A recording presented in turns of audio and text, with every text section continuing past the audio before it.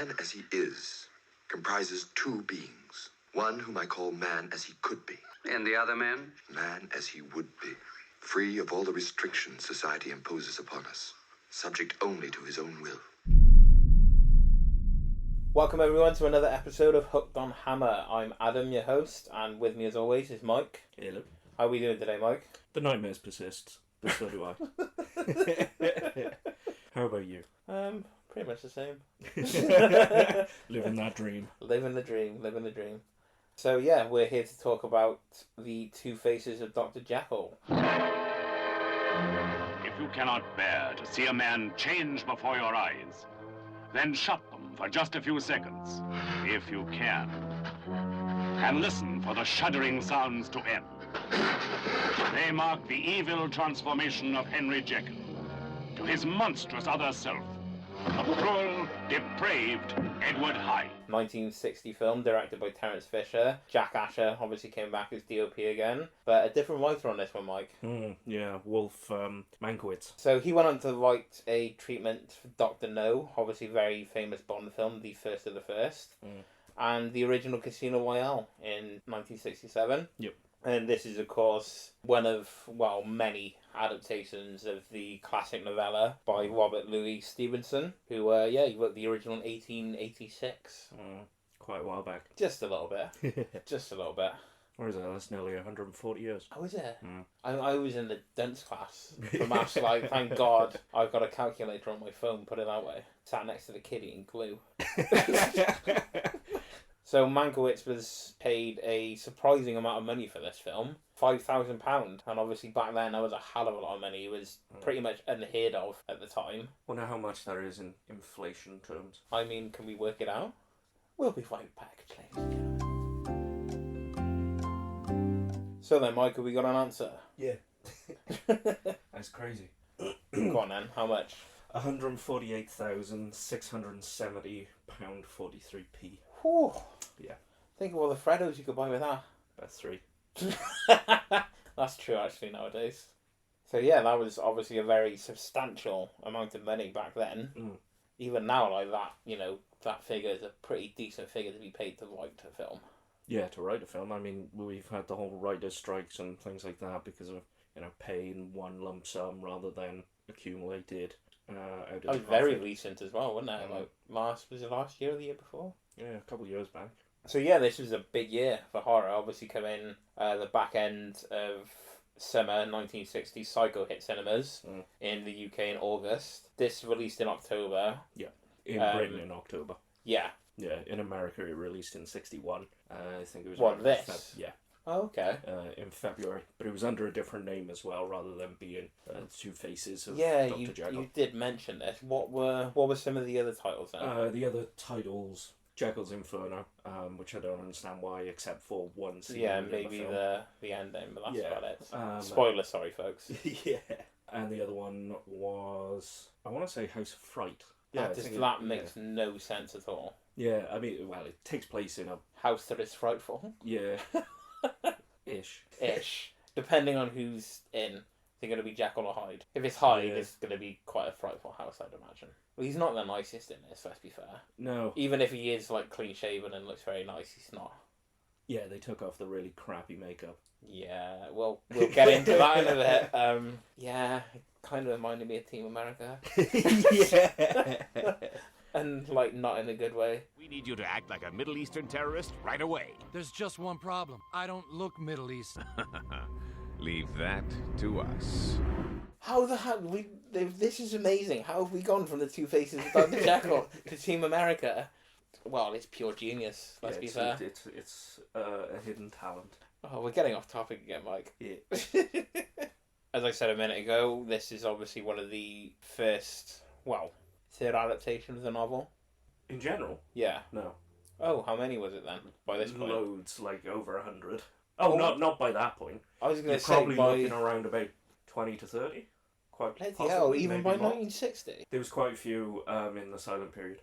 Oh, okay. Yeah, first one, 1908. But I think that's lost. So the one that most people credit is, I think it's 1910 or 1912. As kind of like one of the first kind of like main adaptations, just purely because we still have record of it, Yeah. and it's not lost. Didn't go like the same route as the original Nosferatu and doing it like without permission. No, it was with permission. Oh wow, okay, I didn't Yeah. know that.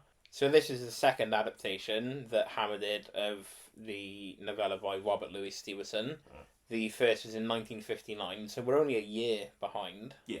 Really, and that was called The Ugly Duckling. More of a comedic take on the film, on the book, sorry. Yeah. Completely different to this film. And the other two that followed. I gotta admit, that's probably one of my favourite Hammer films, is Dr. Jekyll and Sister Hyde. Yeah, I love that film. Like, it's very, very well done. Yeah. And obviously then the 2023 one with Eddie Izzard as Dr. and Nina Jekyll with it. Yeah. So, Fantastic in it, to be fair. Like, phenomenal performance. 2 steps ahead. That is the secret. Nina Jekyll is excellence incarnate. She demands the same from others. Yeah, not a bad adaptation. Like, there's been much worse ones. like Two Faces of Doctor. What did he say? Yeah, I don't really think there's much more we can add, so without further ado, cue the footsteps.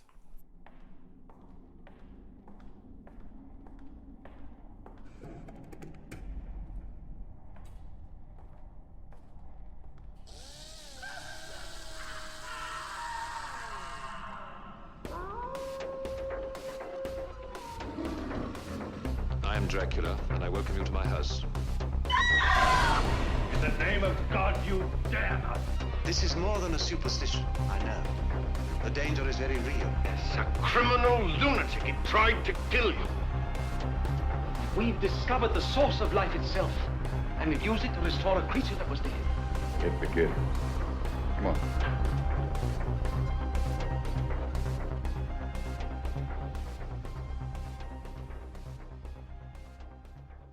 So going straight into this film then, synopsis is basically Dr. Henry Jekyll experimenting with scientific means of revealing a hidden dark side, basically releases Hyde, who's a more violent, younger and better looking version of himself, which, yeah, again, quite disturbing in its own right, because obviously hiding in plain sight. Yeah. As Dr. Henry Jekyll, he looks quite disheveled and...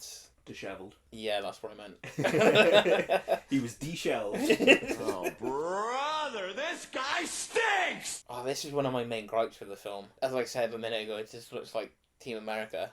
Yeah. It looks like really bad theatre makeup. Yeah. Well, obviously theatre you can get away with it because the audience is reasonably far away. Yeah. Unless you're made of money, you're paying for stalls that are like stupidly priced, especially nowadays. But you can get away with it, and people like kind of didn't give you as much jip because it was theatre. But this was, yeah, it felt very theatrical and not in a good way. I hated it. As soon as I saw it, I thought, Christ, that's an awful hairpiece. Yeah. That beard is strange. It was just like stuck on randomly. Yeah, and they even do his eyebrows more and just everything. Do you reckon Dr. Henry Jekyll just didn't know how to like properly shave or tweeze his eyebrows? No, I mean, neither do I, but yeah. I know, but you're not sat there with two massive bushy eyebrows, you. I don't think you are anyway. I think the two of us have got beards though, because we're just too lazy to shave all the time. Yeah, pretty much. It adds to my charming older good looks, shall we say.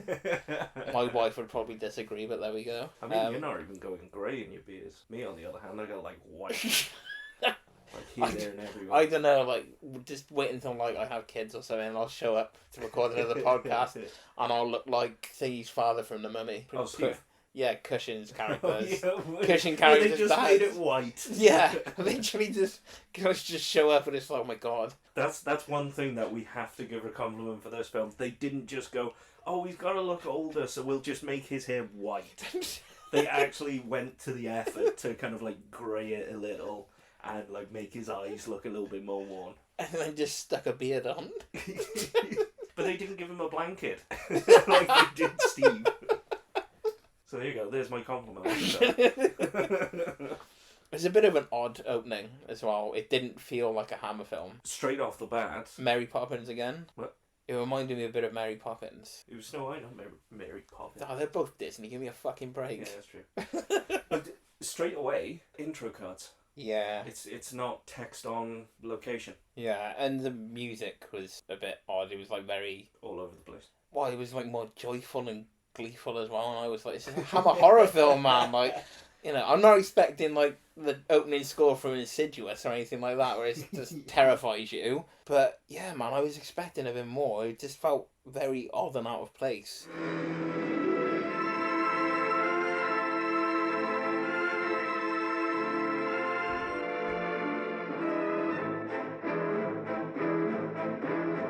So obviously we said in the previous episode the Mummy titles were a bit all over the place as well. Yeah, they were out of character. Yeah, but it's very much feels the same. It just feels almost lazy. Doesn't have the typical Hammer vibes. Yeah, the James Bernard kind of chaotic. Yeah. Smashed together of melodies. But this time around we've got David Henniker for the music, so it is somebody completely different to what we're used to. Very similar to The Mummy, where they had different sound department, different music. Doing a bit of reading on this beforehand, it didn't really do well upon its initial release. I think it was 140,000 and they lost her about 30,000. Columbia turned around, didn't they? And they weren't interested in distributing it anymore. No. They were like, we're kind of done with this. So they kind of sold it on to another distributor. It was AIP, wasn't it? American Something like that, I think, yeah. Like, Columbia kind of just washed their hands of it. Pretty much. And now they're still distributing it.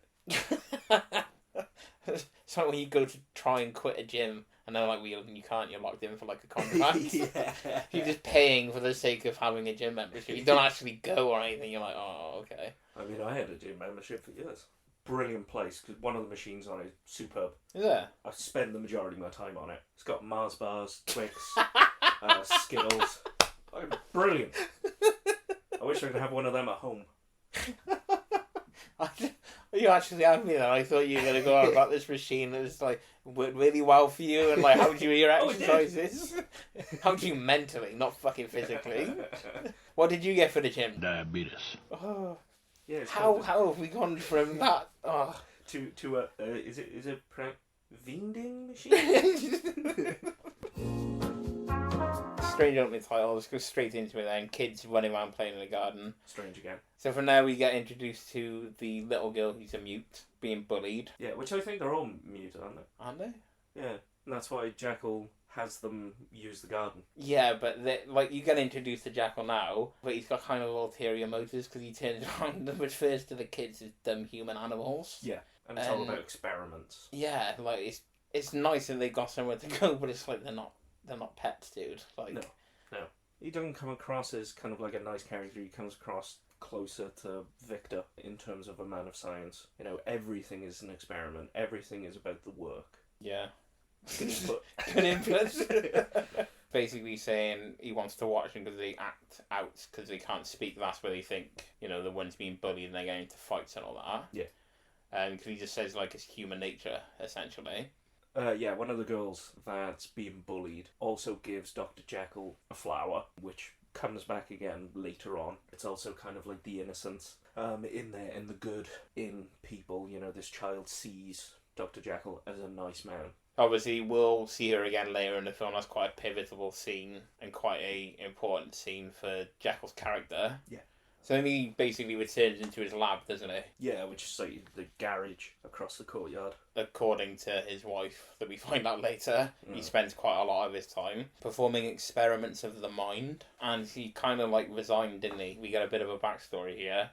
He resigned after a paper lecture released and he was just shunned by everyone. Yeah. So he kind of just keeps himself to himself now as he's disgraced in the scientific community, essentially.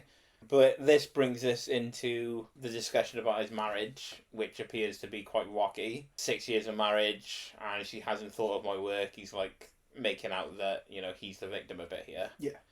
When in actual fact, he's like... He's neglected her. Oh, massively. Even Ernst, is it? Yeah. Turns around and said, like... Forget your work for a moment. Your home is in ruins.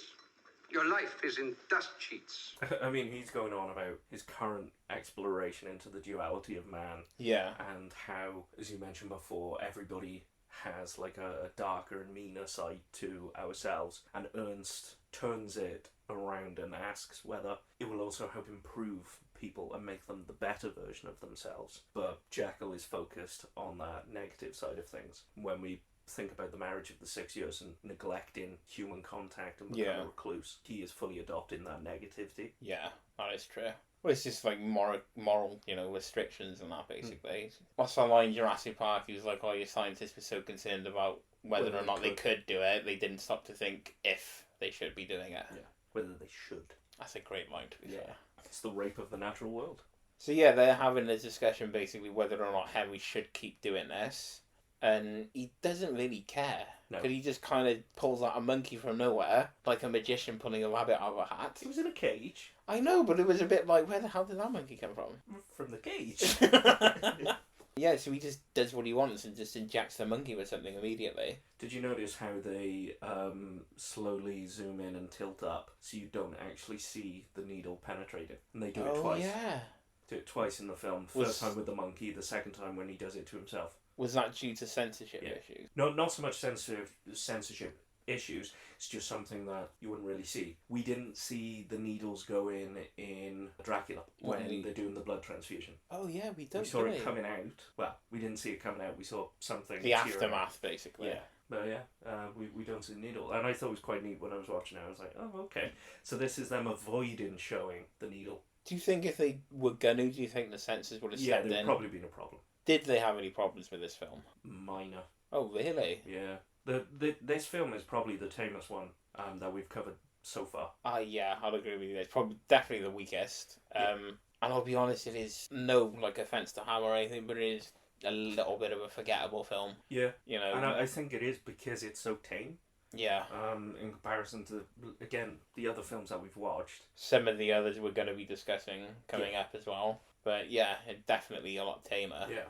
But in regards to the actual cuts and, censorship, in a sense, there was a few cuts in dialogue, not much, but it was all about moments where they're calling other people offensive things. Although they do keep in quite a lot of referencing of calling people a bitch and things like that, but otherwise they cut the dialogue short. They also cut short the dancing with the snake, but that was just weird. Yeah, but the version that we've seen, the modern release, the Columbia release, or the Mill Creek or the Powerhouse Indicated ones, they have it in its entirety. So it was only cut for the 1960 and 61. There was also a cut of brief nudity. Maria, the prostitute, the dancing with the snake woman.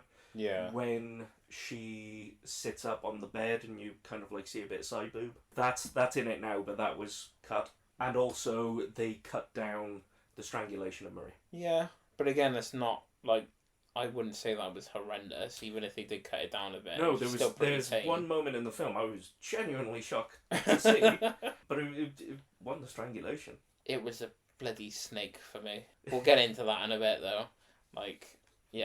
Just a bit of a bizarre scene. So yeah, he injects the monkey, as you said, you don't see anything, but the monkey just goes mental. Yeah, and he says it will last about 4 hours, and then he'll be back to his normal self. Well, he, as Ernst describes him, a miniature devil. Yeah. Monkey's gonna be bad, man. Good thing he had it in the cage. Even if I didn't see it in the cage, it was a good thing he had it in the cage. And then we kind of get introduced to Kitty. Yeah, his wife. Basically interrupts him. Yeah, doesn't she go into the garage/laboratory? Yeah, because she turns around and says, Christopher Lee's character, Paul Allen, is here again and he needs to speak to Henry. And basically, Kitty kicks off at him, actually, doesn't she? Yeah, because Henry is constantly giving Paul money. Let me tell Alan to go. All Paul ever wants is money, my dear. Tell him I will sign his notes as usual. But Henry, he takes advantage of you. You might as well mention it now, Mike. Because of our previous Chad man. Yep. In The Curse of Frankenstein. And what do they call Christopher Lee in this? Paul. And what is he? He is the Chad of the film. He's a bit of a mega Chad, as you said. He's not as much of a villain as Paul from Curse of Frankenstein. Yeah. But he is a Chad. He's a bit of a snake in the grass. He's a Giga Chad in this one. A Giga Chad? Yeah.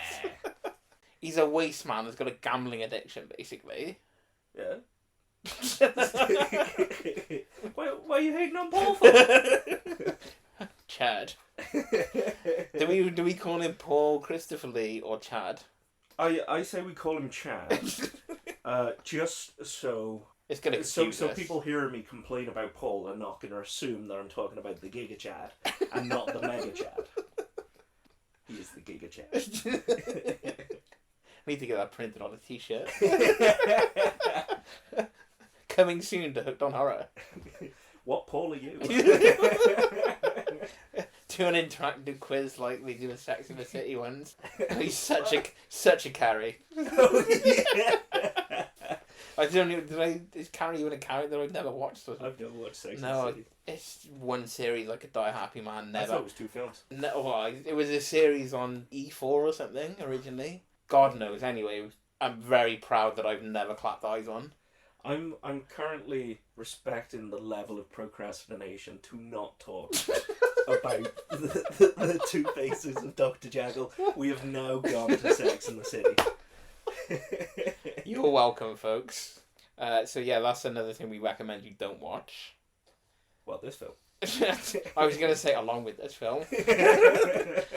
No, to be fair, I'd probably say it's worth seeing at least once because, I think every adaptation tries to bring something different to the table. Like, it's the same with, like, Dracula, Frankenstein. Yeah. They all try and, put their own spin on it. Some work, some don't. Yeah, and that's actually a very good point that we failed to even mention. He's injecting the solution. So he injects the monkey with the solution, and then later on, of course, he injects it into himself. In previous iterations, it's usually drinking some, cocktail of chemicals or whatever, and then turning into Mr. Hyde. I mean, even in, what was that film with the books? The animation, and the wizard. Oh, The Page Master. That's the one. With Macaulay Culkin. Yeah, he drinks the solution and then throws it into the fire. And then they're like, Dr. Jekyll, are you okay? And he's like, my name is Mr. Hyde. That was legit terrifying. Yeah, it's scary. This is where we get introduced to the Giga Chad, as you said. Yeah. Paul Allen. Yeah. Christopher Lee coming back again, obviously a main player in Hammer Horror in general. And he's a main player in this film. Yeah, again, completely different to the Mummy. He's actually got everything at his disposal again. He's not buried under makeup. Yeah. He is one of the film's saving graces, I think. I think any scene that he's in is brilliant. Well, I wouldn't go as far as say brilliant, but in comparison to everything else in this film, yeah, it was brilliant. Yeah. Kitty basically isn't a fan of Paul. Well, so it seems. Yeah. And she basically says to Henry, like, he's a waster. You're not just bailing him out again. Ernst leaves. And Henry basically says to Kitty, just give him what he wants and just get rid of him. Just do whatever you need to do. And Kitty then leaves, goes back outside, and runs into Ernst.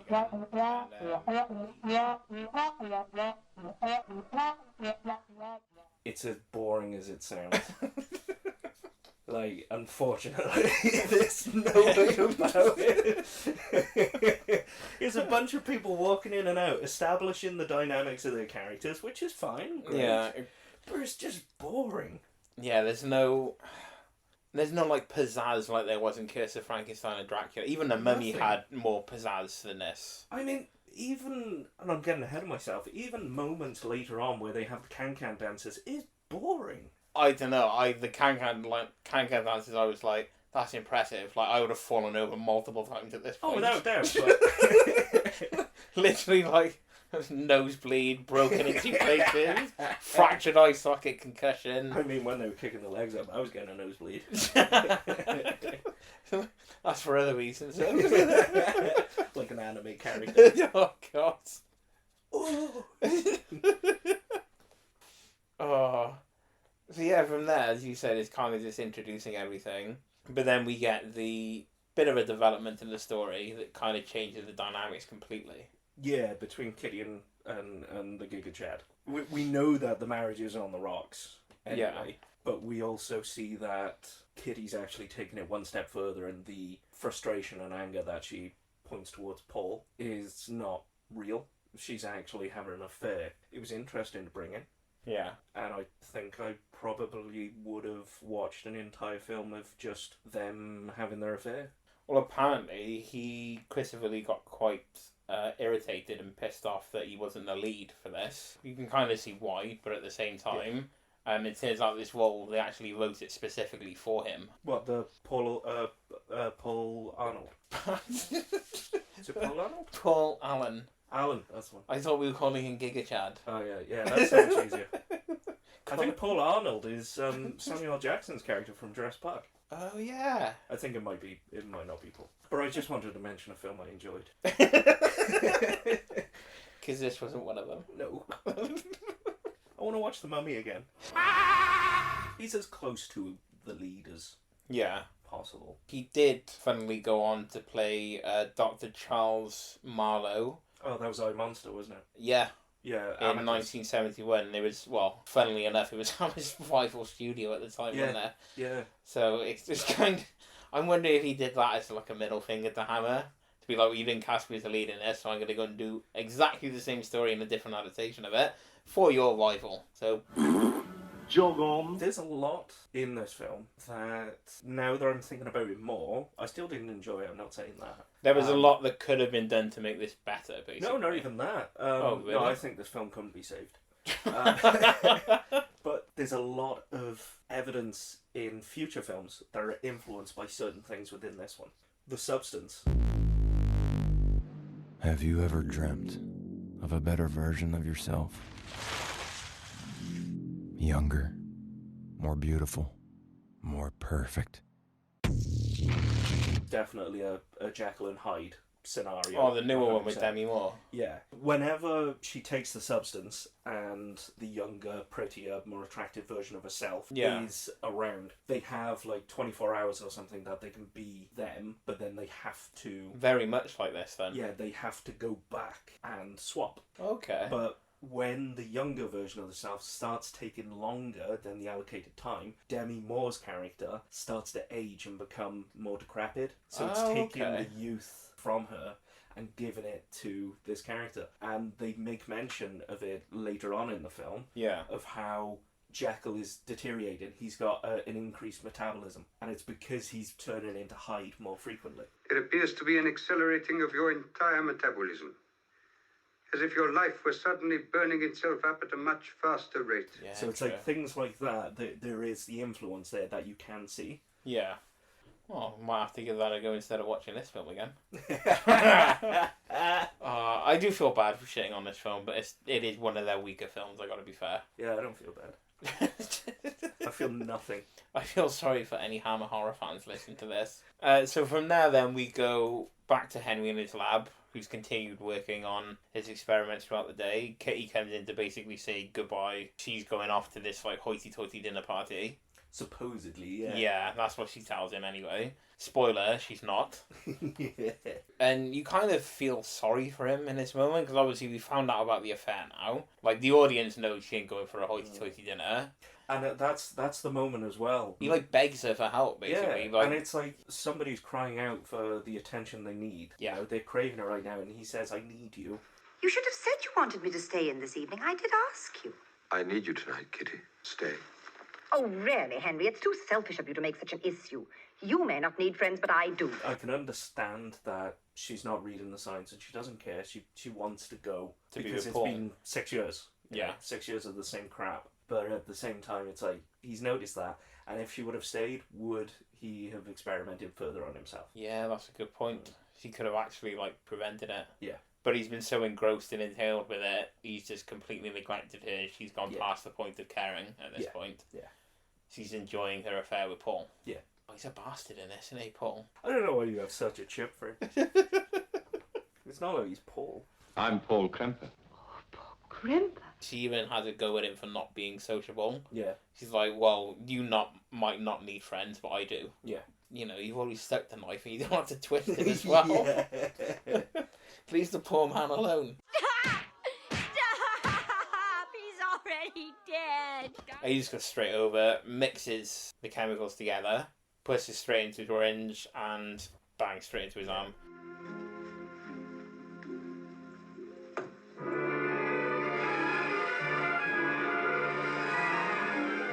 It's almost like watching a drug addict try to get their fix. Yeah. Like, it's that, like, sort of feel to it. Yeah.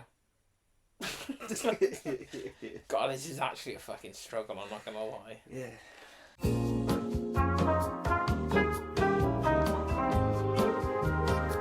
But the funny thing with this is he wasn't the first choice for this role. First choice was apparently Lawrence Harvey from Espresso Bongo. I'm guessing that's a film. I assume so. I've never heard of it. Or like a really catchy music video or something.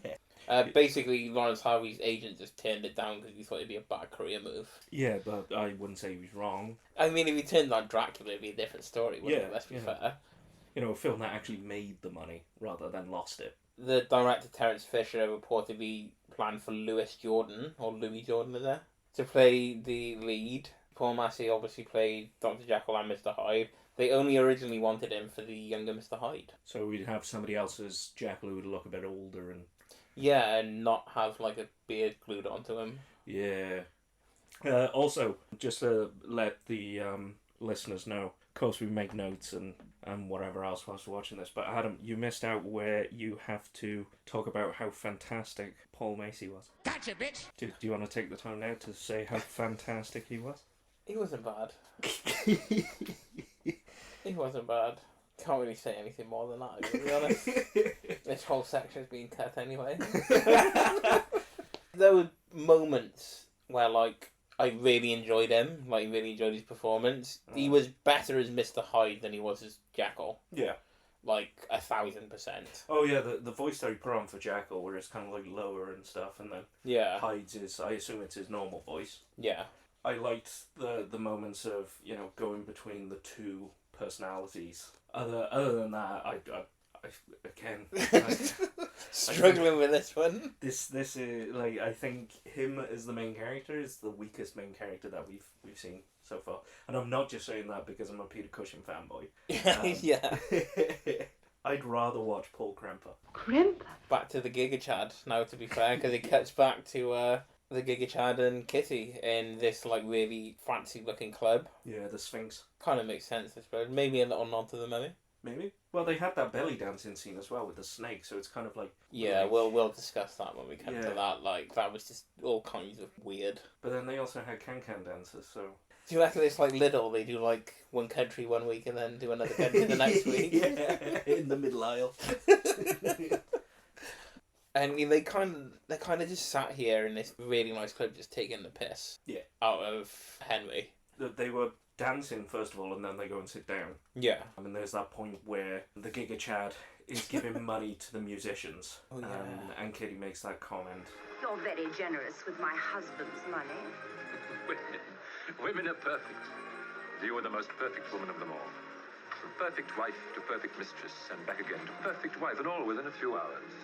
Will you have the goodness to take me home? Certainly. Your home or my home? My home. But yeah, they're dicks, the pair of them. Yeah. Kind of satisfying what happens to them later in the film, but we'll get that. Yeah, we'll get to that because I had the opposite reaction. What? I didn't feel it was justified. Well, hers definitely wasn't. No. That was a bit too far, shall we say. Yeah. But Christopher Lee, 100%. I'll say I didn't think so. But then again, he was a Giga Chad. Like, he was a knob in this. I didn't think he was that bad. He wound me up. Really wound me up. But again, that's props to Christopher Lee for his performance, though. Yeah.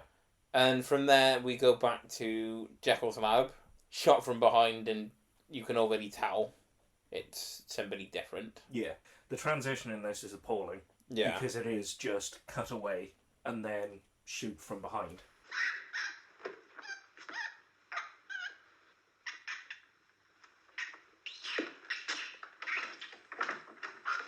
Hyde, we get the reveal. He kind of walks in, he's mingling. He gets spotted by a table of two women and a familiar face. Yeah.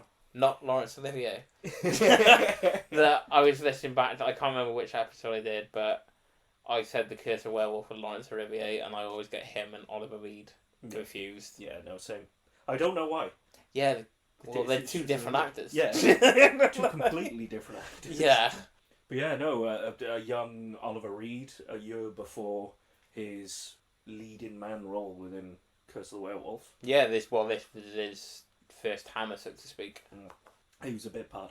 He was just, Yeah. I think he was like a bodyguard or a doorman or something like that. I wouldn't call him a bodyguard. I'd call him somebody he's probably paid. Oh, bouncer. No, he wasn't a bouncer. No, I think he was. So I think, yeah, maybe he was a bouncer or something. I'll have a look at the credit. Nightclub bouncer. Oh, he was a bouncer. I mean, that's not very fucking clear in this film. Was anything clear in this film? The end. My lack of enjoyment was very clear. Yeah. Yeah. I love in my notes as well that, just to remind myself in case I forget, Paul Allen is pissed as a fart. It may seem like we, come into this half-assed and randomly go from one part of the film to the next, but we do make some sort of notes, don't we, Mike? Yeah.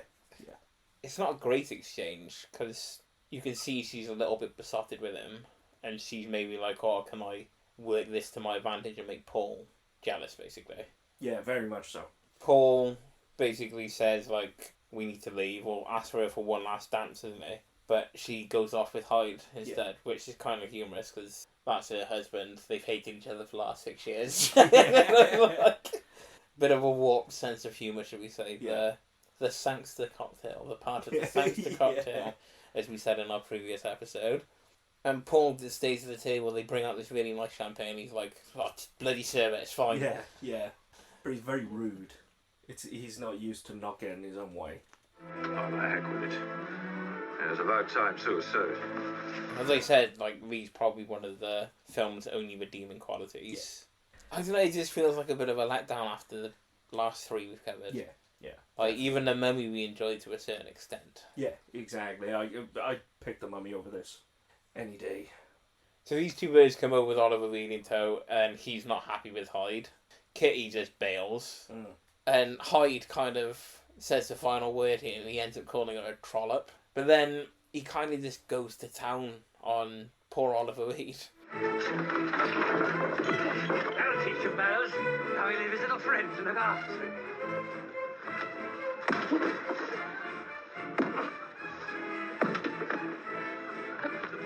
For God's sake, man, don't kill him. It's got no limit, and of course through the film Well, he gets progressively worse, doesn't it? Yeah. Paul kind of stops him, and then he kind of has like a little bit of an internal battle between him and Mr. Hyde.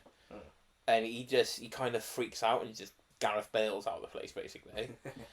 Just leaves as soon as he can. So you can see like the real battle within him. He's kind of losing the battle at that point, and his better version of himself is coming back. Yeah.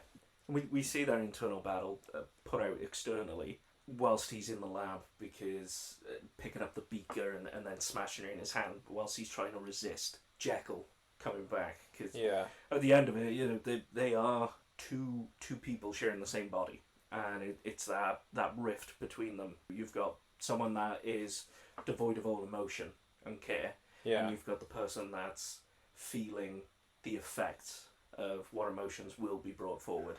I will return, Jekyll. I will be back. Never. Never.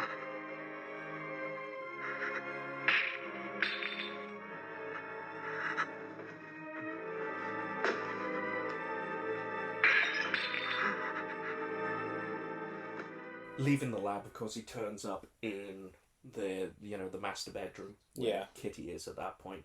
Just reading in bed casually after going out cheating on her husband. Yep, and saying that she's now tired, doesn't want anything to do with him at that point. Yeah. She just thinks he's being, he's off on one. And then she notices his hands cut from the beaker that he smashed there. But he's asking her, who are you really? Like, who are you inside? And of course, it's all about the duality of man and who we are on the inside, who we portray on the outside, or things like that. Do you wonder if he was thinking, like, okay, what would happen if I gave her? I was expecting that. Yeah. But again, that never really developed, did it? No. But then again, like, he's, like, bored. Well, he basically is asking her for, like, begging her for help at this point. Yeah. So, yeah, it's a bit all over the place. Like, as we said, it's, the foundations are laid very well, but it never really seems to go anywhere. Yeah. I think that's why we're not like overly struck on this film, and I think that's why we're finding it very difficult to record this fucking podcast right now. But yeah, it's like it is just so different to the last 3 films we covered. Yeah. And not in a good way. No. Unfortunately. It is still like a gothic romance. Oh yeah, it is style in keeping to a sense what Hammer horror is, but it's Yeah. not. It's just not up to par, man. Like I was expecting more when I rewatched it. I remember not minding it, first time I saw it. I realised why I forgot the majority of the film. It is a very forgetful film. I'm not gonna lie. It is like one that I'm definitely not gonna wish back. I'll probably forget like how much I didn't enjoy it and watch it again at some point. But yeah, again, massive juxtaposition to what it goes into next. He's out with Paul, having a good time again. My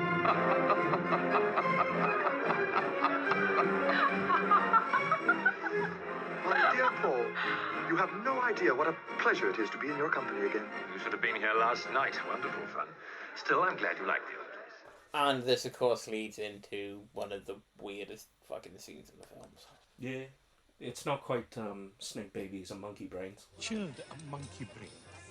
It's just weird, man. It goes on forever. Yeah, it is far too long. They keep going and going and going and going and going and going and going. She's basically deep-throating the snake at certain points. Well, she ends with the snake's head in the mouth. Yeah, it's bizarre. Yeah, and you can really see why the BBFC wanted it cut. Not because like it was risque or anything. It was just shit. What did he say? They probably just saw it as risque instead of shit, to be fair. Yeah, well, they've got to be objective. So from there... Fuck, we're still talking about this film. Yeah, we are, apparently. Oh. I do want to take a moment to apologise to any fans of this film that are listening. Yeah, I'm sorry you don't have taste. Oh. That's me losing like 20,000 followers on Facebook. Oh, genuinely, when I was looking up like quotes and things like that for this film, almost every single review of it from even back in 1961. Yeah, they weren't favourable. They essentially said it was boring crap. Pretty spot on. Yeah, that's more accurate than enjoying it. As I said, I'm trying to not be a negative Nancy. We've got one of those on the podcast already. I would like to Who be shall subjective with this film, but I just can't. I can't. I just can't. I mean, I went into the Mummy episode and I was ready to shit all over that film. And I didn't. I talked about things that I really enjoyed through the film. Yeah. I went into this one thinking I could talk about things I enjoyed. The duality of man, the constant battle of Jekyll and Hyde, which they don't flesh out enough. But none of it. Just nothing.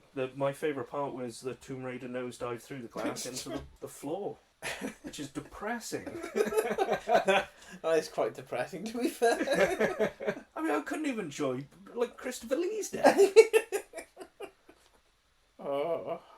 Let's talk about the end. It is our podcast. We pretty much do whatever we like. Yeah. We get a pretty pivotal scene. I say pivotal is coming towards the end now, but yeah. It is quite a pinnacle scene because this is the first time you actually see the two of them interact. The two different personalities interact. I suppose, yeah, you can say it's a pivotal scene. We've not had it before. This is like the only time you've actually seen them go face to face, toe to toe with each other. Or him talking with the two different voices on screen at the same time. Yeah. And to be fair, it's about 10 minutes before the actual end of the film, which is like 10 years whilst watching it. So, yeah, it's a pivotal scene. I'm so bitter about this film, man. The more we talk about it, the angrier I'm getting. It's unjustified. I shouldn't be this angry. Whenever I need to get you annoyed anymore, because it's not funny if you just pretending to be upset. I want to see your blood pressure spike, Mike. Yeah. Well, after 2 energy drinks, and 2 faces of Dr. Jekyll, anything's possible. You mentioned before recording that you actually quite liked the mirror gag. Why must you destroy? I want to be free. Everything I do is directed toward that end. It isn't true. You murdered that girl. You murdered her. Yeah, I kind of enjoyed it. Like I said, it's the only time you really see the two of them interact, and you truly get the idea of how far Hyde is willing to go, because he just turns around and he's like, I need to destroy your character without destroying myself. Yeah, because if you die, then I die. Yeah. So he basically comes up with that plan, doesn't he, of he's going to burn the lab down, shoot the worker. The random guy. Yeah. He'll basically frame it so everyone thinks Dr. Jekyll did it when Mr. Hyde runs out. It's quite a cool scene. Major narcissistic behaviour, like sociopathic behaviour as well. So he basically just destroys Dr. Jekyll and his character. Yeah. So everyone thinks it's him. So everything in Jekyll's life is gone. Yeah. Hyde can start anew. Well, he has taken everything. He's taken his missus, his friend, his lab, his work, his place of living, his body, his mind, his soul. And thankfully then, folks, that leads into the last scene. I hated the mirror gag. Just saying. Any particular reason? Yeah, shit. I didn't like it. I thought it was very... I don't even know anymore. I didn't like the wavy smoke on there. It was magic mirror. That I hated. And then him appearing. It looked cheap and tacky. It looked like something you would see in Star Trek: The Original Series, like coming up on screen. Did you just call Star Trek: The Original Series cheap and tacky? Yeah. You need to leave. I don't know. It's like that moment in you've seen Harry Potter. Which one? Order of the Phoenix. Yeah. Okay. The point in Order of the Phoenix when they're at the Ministry of Magic, Dumbledore and Voldemort have just had their fight. Voldemort goes into Harry's mind and memories, and he's standing there in front of like a green screen with like clouds and stuff. Yeah. Like, I hate that as well. You're the weak one, and you'll never know love or friendship. I just thought, fuck off, no. Yeah, final scene. Yeah, from there, all the police arrive. Yeah, he's killed the cleaner. The poor cleaner is just trying to come in and do his job. Yeah. Pours fuel everywhere, lights it on fire, which leads into our final scene after you see Hyde fleeing, going, Dr. Jekyll's lost his mind, he killed so-and-so, and he's burnt the place down, he's killed himself. Jekyll! He set fire to the place. He shot himself. He tried. Don't say anything more just now. And it goes into like a hearing, and Hyde is just sat there so smug about the entire thing. Yeah, he smiles. Yeah, he's like really smug that he's basically destroyed Dr. Jekyll. Yeah. He's now the predominant person, and he's just finished things basically, and he's gotten away with it perfectly. Everything's worked out absolutely perfect for him. Until the thing happens that wasn't built up. Yeah, it and wasn't. Then it happens. It kind of just came out of nowhere. Yep. The voice kind of just changed, and then it's, as you said, like it's been present throughout the film. This like inner dialogue and this battle between the two of them, but it never really fleshed out properly. It was never like properly done. And he basically just changes back to Dr. Jekyll because he manages to fight him, and that's basically the end of the film. Yeah, he says, Hyde is dead. I was the one who had to kill him. Yeah. Okay. How'd you do that? You gonna explain that to us? Yeah. No? Oh no. Oh, credits. I have destroyed. And yourself, my poor friend. Only I could destroy him.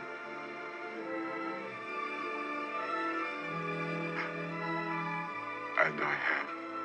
There's no happy ending again. You're very abrupt again. I'm pretty knocked off that we didn't get the original ending we were meant to get, because it was really, really dark, the original ending. So the ending was originally changed. Originally, they hung Hyde for his crimes, and as he like turns around and then he's hanging from the noose, turns and his face just changes back to Dr. Jekyll. That would have been so much cooler.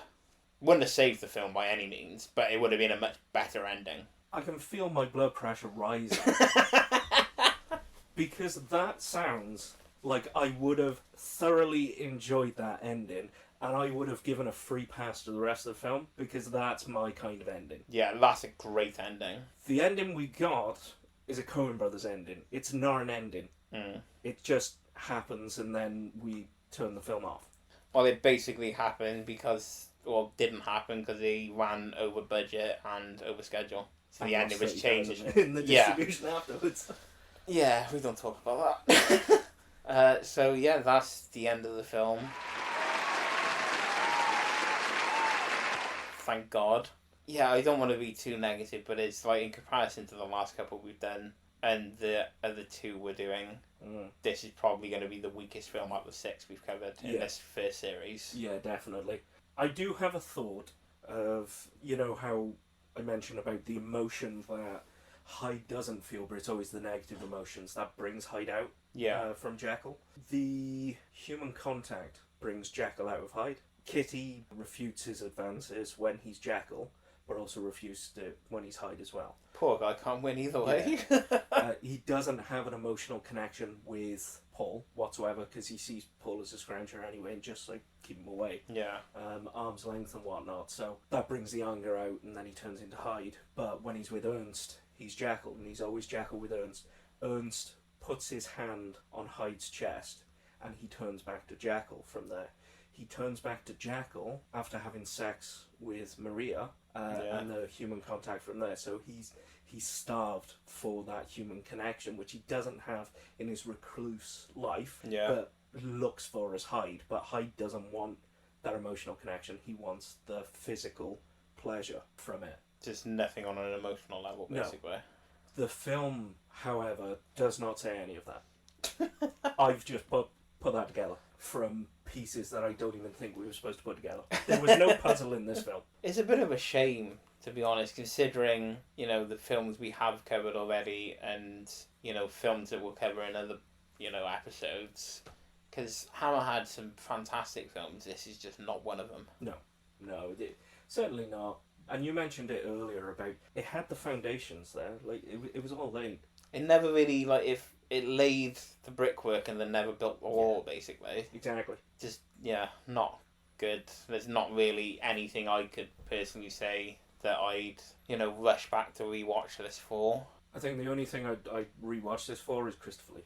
Yeah, he's probably the film's only redeeming quality. Yeah. It looked very cheaply made in comparison to the other films we've done and some of the other Hammer horror films of that time. I'd say yes, only because of the makeup for Jekyll.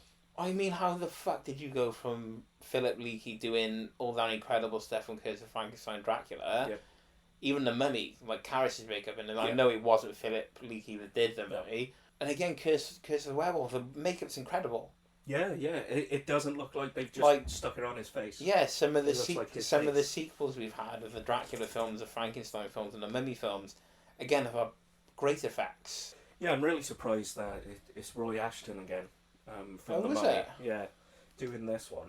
But whether the makeup is that side of it, or whether the prosthetics that were on Jekyll come from, say, the art department. Yeah, just not one of the better ones, unfortunately. It's quite unfortunate because it is, you know, the original story by Robert Louis Stevenson is quite a good story. It's quite fascinating. Yeah, when you actually delve into kind of like the themes. So, okay then, this didn't do the novella adaptation. It didn't adapt it very well. What would you say is one that did? Ooh. So I have 3, all for different reasons. Go on then. 1931. Dr. Jekyll and Mr. Hyde, purely because it follows the novella. Like, the fidelity of it isn't 100%. Yeah, it's been a while since I've read it, I gotta be fair. It follows it quite well. Second one, Dr. Jekyll and Sister Hyde, purely because of that changing a man to a woman and woman to a man, experiencing things through the other's eyes and things like that. And the third one is the mini-series on the BBC with James Nesbitt. I've never seen that. Highly recommend it. It was only 6 episodes. They would give him Botox shots, and they'd also style his hair. They gave him contact lenses, so he looks physically different to Dr. Jackman, I think his name is. And it's James Nesbitt, who's fantastic. He's a great actor. I need to watch The Substance as well, with the sounds of it. Yes. Yeah, 100%. Yeah. The Substance would probably make it onto that list of Dr. Jekyll and Mr. Hyde reimagining, because it's just a modern version. Yeah. And it works so well. Okay then, my final thoughts on the film. Yeah, it's not for me. I think I speak for both of us, and I'm going to let Will from the in-betweeners wrap up our final thoughts and feelings about this. Well, that was fucking dreadful. And that's both objectively and subjectively. Yeah, true. Yeah, so I think that's it for another episode. Well, you gotta give them credit. Why's that? Well, they're gonna keep on doing it till they get it right. Mike, you look relieved, I'm not gonna lie. This has been hard. I'm looking forward to The Curse of the Werewolf, though. Yeah, well, we both know that's a good film. Yeah. With Oliver Reed, not Laurence Olivier. No matter how much you wanted. So yeah, thank you again for listening. If you managed to stick with us to the end, well done. Yeah, because this wasn't the easiest one for us to record either, I will be honest. Yeah, just there wasn't a lot of redeeming qualities. I think we said all we can really say about it. This podcast will be available on Spotify, Amazon, Apple. Full list of other streaming services we got as well is on the website hooked-on-horror.com, and just head to our podcast page, and yeah, follow us on the socials: X, Facebook, Instagram, and YouTube. The next step for YouTube is obviously to turn this into audio visual, so that's the plans anyway, if we got enough people listening to this. I'm still amazed people listen to us and we're talking like absolute nonsense for like an hour and a half, 2 hours. That's definitely going to be this episode. So yeah, thank you folks. Tune in next week when we're actually discussing a good film. Cheers.